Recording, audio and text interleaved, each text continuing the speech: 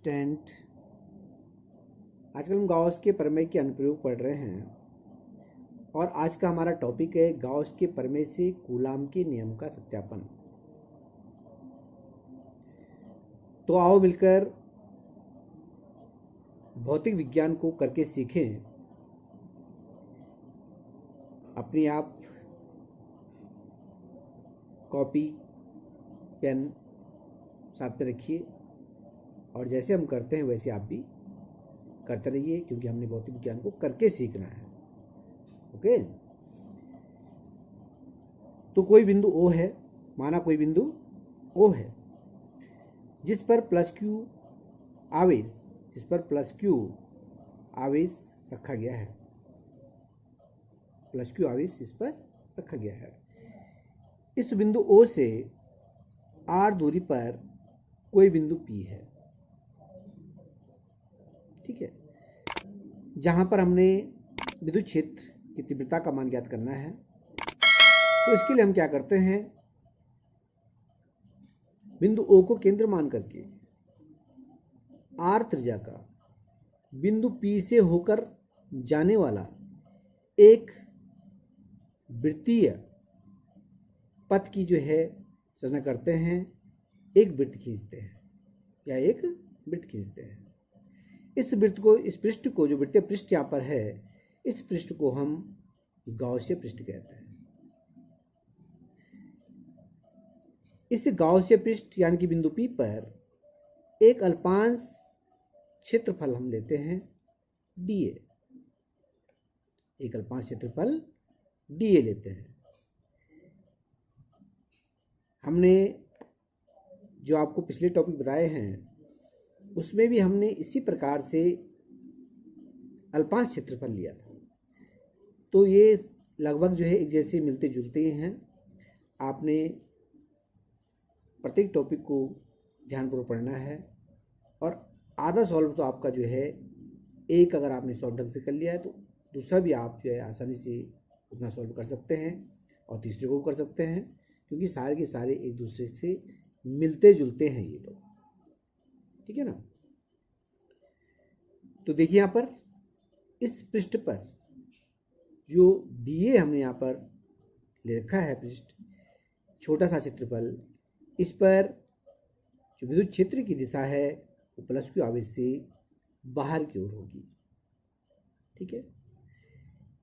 दूसरी क्या है, यहाँ पर जो आपके पास क्षेत्रफल वेक्टर है, ये पृष्ठ है यहाँ पर, और पृष्ठ के इस प्रकार से पृष्ठ है, पृष्ठ के ये क्या होता है, लंबवत होता है बाहर की तरफ। तो यहाँ पर dA की जो दिशा है वो भी बाहर की ओर होगी। और हम देख रहे हैं कि dA और E की जो दिशा है एक ही है, ठीक है। तो आप बताएंगे कि इनके बीच क्या कोण बनेगा।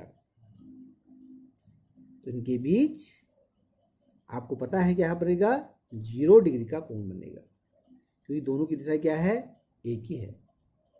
ओके, इतना जो है हमने जो आपको बताया है, इसको आपने स्वयं अपनी कॉपी पर लिखना है, क्योंकि पेपर में लिखना बहुत ज़रूरी होता है। हम यहाँ पे नहीं लिखेंगे, क्योंकि आपने करके सीखना है। जो हमने बोला है उसको सीखो और फिर आप करो उसको, ठीक है ना। जितना करेंगे उतना ही अच्छा आप भौतिक विज्ञान को पढ़ सकते हैं। हमारा एक ही उद्देश्य है कि आप भौतिक विज्ञान को गहराई से समझें, और उसको समझने के लिए आपको खुद भी प्रयास करना होगा, करके आपको सीखना होगा। ओके, तो आप देखिए यहाँ पर हम इस क्षेत्रफल से, जो आपके पास dA क्षेत्रफल हमने लिया है, इस क्षेत्रफल से गुजरने वाला विद्युत फ्लक्स का हमने यहाँ पे मान ज्ञात करना है, जैसे हमने पिछले टॉपिक में किया था। तो लिखेंगे इसको, dA क्षेत्रफल से गुजरने वाला विद्युत फ्लक्स,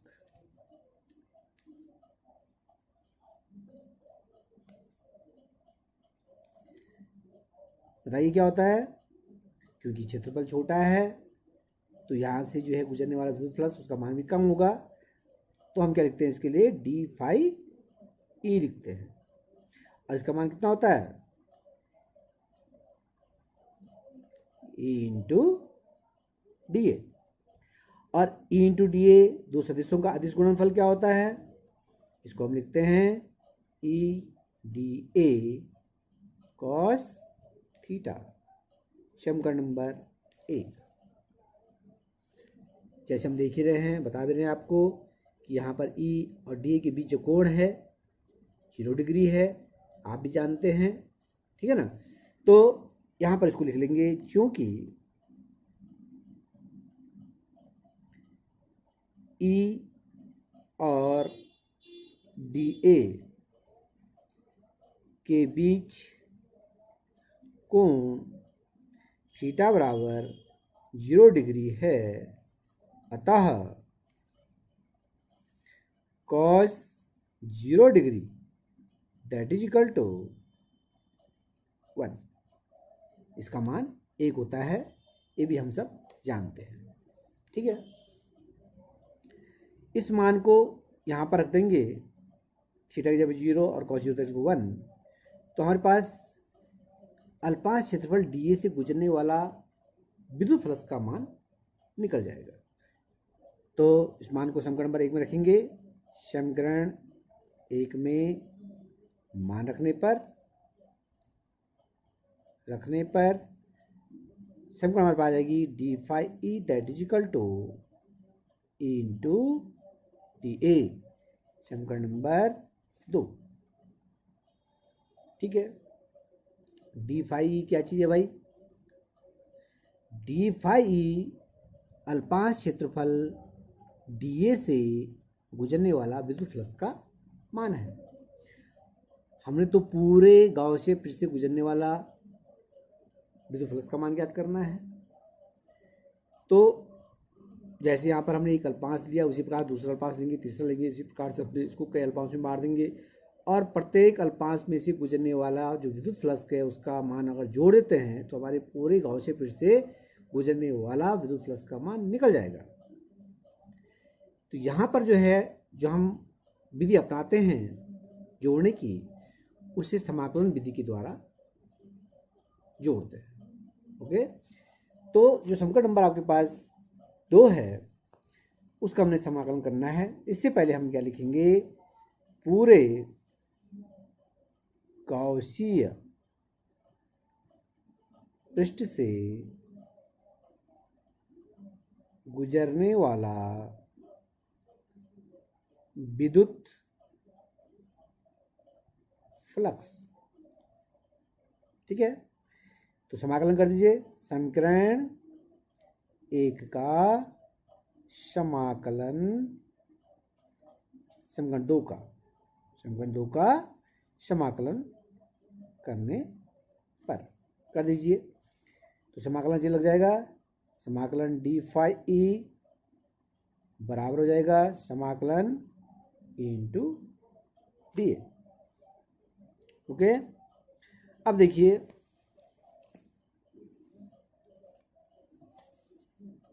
समाकलन डी फाई का मान हो जाएगा phi E that is equal to E, यहाँ पर कांस्टेंट ई को बाहर ले लेंगे और बच गया हमारे पास समाकलन में डी ए। डी ए हमको पता है कि एक छोटे से अल्पांश का क्षेत्रफल है, और इसी प्रकार से छोटे छोटे अल्पांश में इसको डिवाइड करके जो हम सबको जोड़ देंगे तो हमारे पास पूरे वृत्त का क्षेत्रफल निकल जाएगा, ठीक है।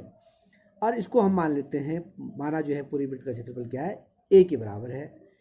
तो यहाँ पर डी ए का मान किसी समाकलन डी ए का मान किसी बराबर हो जाएगा, ए के बराबर हो जाएगा। तो इसको हम लिख लेते हैं फाई ई बराबर, इसको लिखेंगे ए इंटू ए, और नोट में लिख देते हैं चूंकि समाकलन डी ए बराबर ए, क्या ये पूरे पृष्ठ का क्षेत्रफल है,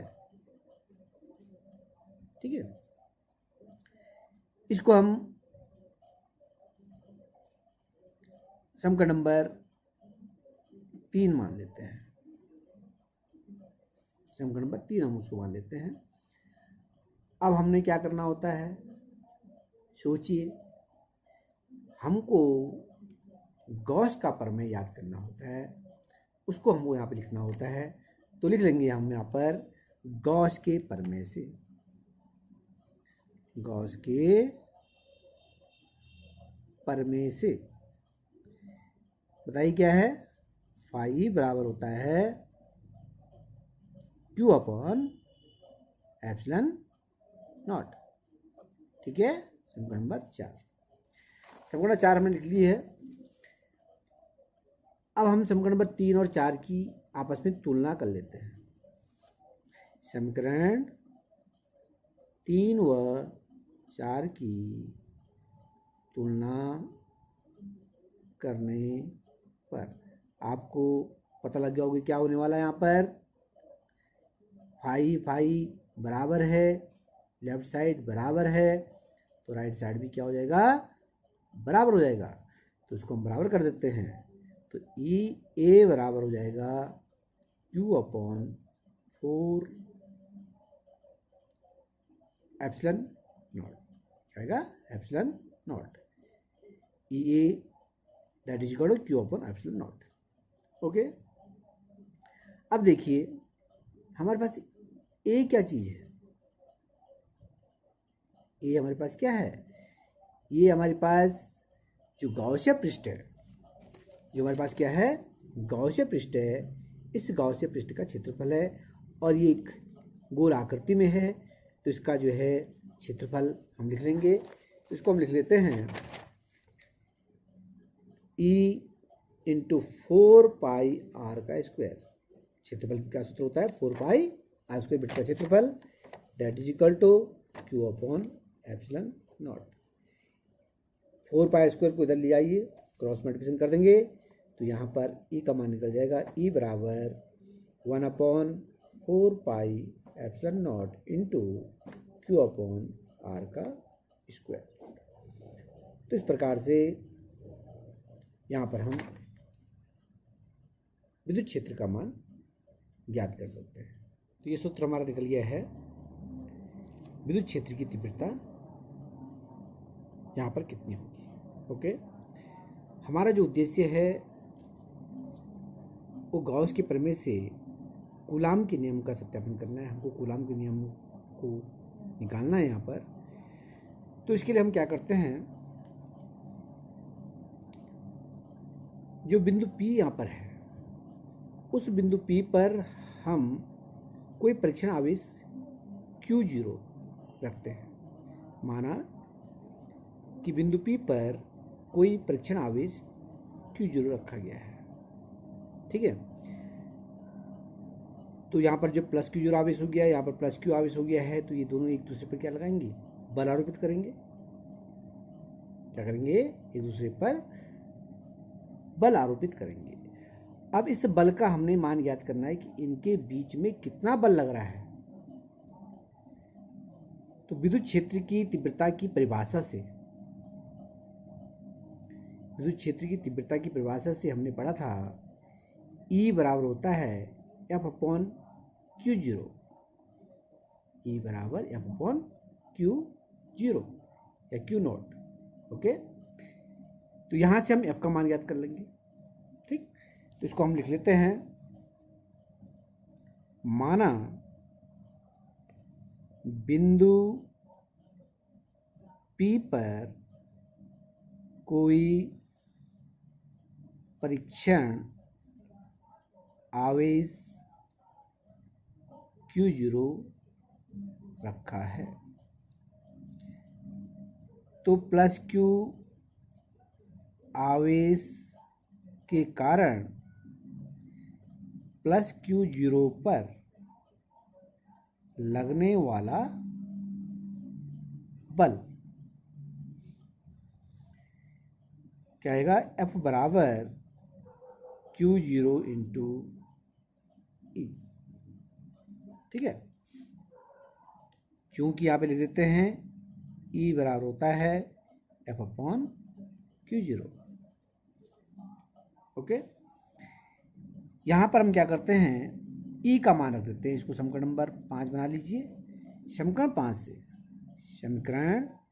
5 से ई का मान रखने पर रख दीजिए तो आएगा आपके पास एफ बराबर Q0 इंटू ई का मान रखेंगे 1/4 pi epsilon naught into Q upon R का स्क्वायर। ये मान रख दिया यहाँ पर। यहाँ पे इसका मल्टीप्लाई कीजिए तो ये आएगा आपके पास एफ बराबर 1/4 pi epsilon naught into Q0 upon R का स्क्वायर। ये यहाँ पर लगने वाला जो है जो बल है प्लस Q आवेश के कारण परीक्षण आवेश प्लस Q0 पर लगने वाला बल का यहाँ पर सूत्र आ गया है। इसी प्रकार का सूत्र हमने कूलाम के नियम में लिखा था, F बराबर 1/4 into Q1 Q2 upon are. वहाँ पर आवेश क्या था, Q1 Q2 था। तो ये देखिए यहाँ पर जो बल यहाँ पर लग रहा है, कूलाम को नियम याद कीजिए कि जो बल था वो दोनों आवेशों के गुणनफल के अनुक्रमानुपात था। तो इसी प्रकार से यहाँ पे ये क्या है, दोनों आवेशों की गुणनफल के अनुक्रमानुपात ही है। और जो बल था वो दोनों आवेशों के बीच की दूरी के वर्ग के व्युत्क्रमानुपात था। तो इस प्रकार से यहाँ पे भी क्या हो रहा है, एफ व्युत्क्रमानुपाती हो रहा है आर स्क्वायर। तो हम क्या लिख सकते हैं, अतः एफ इज अनुक्रमानुपाती Q0 और एफ इज व्युत्क्रमानुपाती 1/r का स्क्वायर। यही कूलाम का नियम है। ठीक है, तो इसको आप करिए, बहुत ही सरल प्रश्न है और इम्पोर्टेंट भी है। तो हमको याद रखना है कि हमने भौतिक विज्ञान को करके सीखना है। करोगे नहीं तो कुछ भी नहीं आएगा, करोगे तो सब कुछ आएगा। इसलिए प्रयास करते रहो। ठीक है, कहीं पर भी कोई दिक्कत होती है तो आप कमेंट बॉक्स में लिखिए और आप शेयर, सब्सक्राइब, लाइक अवश्य करें। वीडियो को पूरा देखें। ओके।